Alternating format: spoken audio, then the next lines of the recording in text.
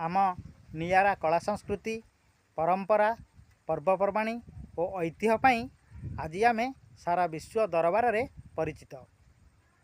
रजपर्व होची एक कृषिभित्तिक गणपर्व। एही दिन ठारू धरित्री माता रजस्वला होई चिर सबुजिमा शस्य श्यामलार परिपूर्ण हेबार क्षमता लाभ करिथाए। सारा दुनिया को अन्न शस्य जोगाउथिबा धरित्री मार पूजार्चना सहित घरे घरे पिठा पणा खेलकूदर आसर अति आनंद और उल्लासर सहित यही रजपर्व को पालन करा जाए।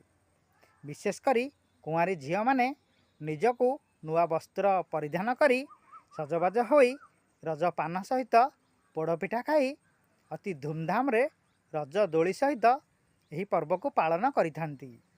सेमानक कंठरू निवृत्त सही रसमय संगीतर सुरे सुरे एक स्वतंत्र कोलाहल परिवेश भारी मनछुआ लगे।